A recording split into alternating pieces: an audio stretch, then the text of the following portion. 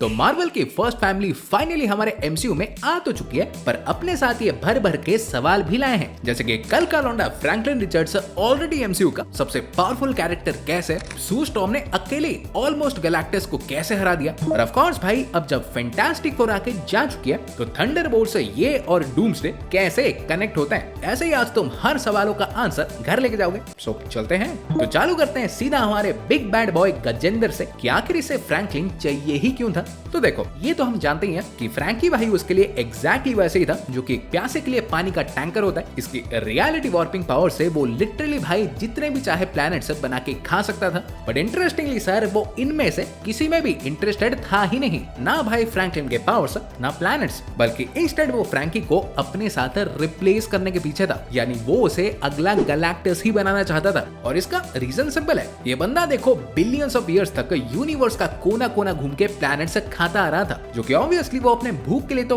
कर ही रहा था, बट मेनली भाई यूनिवर्स में बैलेंस रखने के लिए भी। गैलेक्टस भाई एक्चुअली सिर्फ एक प्लैनेट ईटिंग मॉन्स्टर नहीं है, ये एक तरह से मान लो स्पेस में जंगल की आग है। जैसे कि वाइल्ड फायर कीड़े मकोड़े डेड ट्रीज को जला के जंगल का इकोसिस्टम हेल्दी रखता है, तो गैलेक्टस भी भाई वैसे ही ओवर पॉपुलेशन और लाइफ एंड डेथ के साइकिल को मेंटेन करता है। इनफैक्ट यूनिवर्स में ज्यादा सेलेस्टियल्स भी ना हो जाए, तो उसके लिए ये जिन प्लैनेट्स में सेलेस्टियल्स के अंडे होते हैं उन्हें भी डिस्ट्रॉय करना इसका ही काम है। एंड सिंपल बात है, चाहे ये तुम कर करके पक गए हो, बट ऐसा काम कोई छोड़ या किसी को दे तो नहीं सकता अनलेस तुम्हें कोई तुम्हारे लेवल का ही एंटिटी मिल जाए। सो दैट्स व्हाई जैसे ही इसकी आंखें फ्रैंकी पे गई, इसने भाई डिसाइड कर लिया कि अब भाई बस हो गया, मैं इसे काम देके रिटायर होना। और ये कोई नई बात भी नहीं है, फ्रैंकलिन एक्चुअली हमारे मल्टीपल टाइम्स गैलेक्टस बन भी चुका है। अर्थ एक्स में ये सेलेस्टियल से अर्थ को बचाने के लिए बना था। अर्थ 71166 में असली गैलेक्टस के मरने के बाद जब कॉस्मिक बैलेंस डिस्टर्ब हुआ, ये उस टाइम भी बन गया था। इनका चलता रहता है। पर नाउ आए इस सवाल पे कि सू स्टॉर्म ने गैलेक्टस जैसे एक लिटरल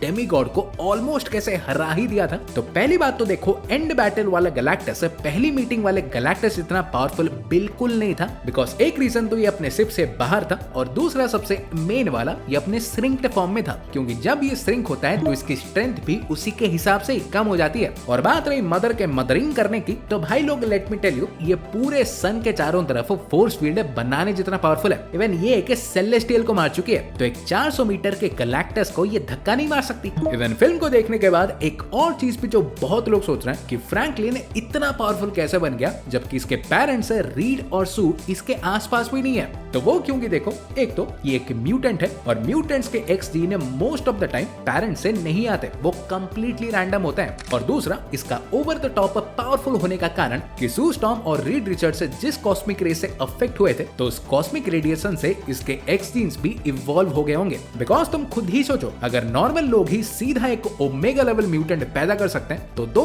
कॉस्मिकली एनहांस्ड इंसान किस लेवल का म्यूटेंट प्रोड्यूस कर सकते हैं। सोचने की जरूरत नहीं, यही है तुम्हारा जीता जागता एग्जाम्पल। पर अब सर चले डॉक्टर डूम पे कि आखिर ये भाई साहब एंड में आए ही क्यों थे। तो ये तो देखो, मैं बता चुका हूँ, ये very much likely fantastic four को इनकर्जन के बारे में वॉर्न करने ही आया है। और लगे हाथ ये भी मान ही लो कि फैंटास्टिक फोर इसे जानते ही होंगे, क्योंकि एक तरह से ये चार हमारे पूरे वर्ल्ड को चलाते हैं। तो तुम्हें क्या लगता है, उन्हें लटवेरिया के रूलर के बारे में कुछ पता ही नहीं होगा? तो हाई पॉसिबिलिटी है कि ये उन्हें इनकर्जन के बारे में वॉर्न करने ही आया है, और एफएफ इसे जानते होंगे तो वो इसकी बात मान भी लेंगे। और फिर अगर बात करें कि फ्रैंकलिन साहब को हमारे पकड़ के क्यों बैठे थे, तो स्ट्रेट फॉरवर्ड गेस तो भाई यही होगा कि उसको इसके पावर्स चाहिए। मे बी देखो, लोकी को हराने के लिए मे बी वो इससे चाइल्ड लेबर करवा के इससे बैटल वर्ल्ड बनाना चाहता हो, who knows, but where's the fun in that. So dare I say just a theory, गाली मत देना, कि व्हाट इफ ये फ्रैंकलिन के पावर्स को तो पाना चाहता ही होगा, बट सिर्फ उसके नहीं, there is a pretty high possibility कि इन्फिनिटी सागा में जैसे थनिंदर हमारे इन्फिनिटी स्टोन्स के पीछे थे, तो वैसे हमारे डूम बाबा इस बार अपने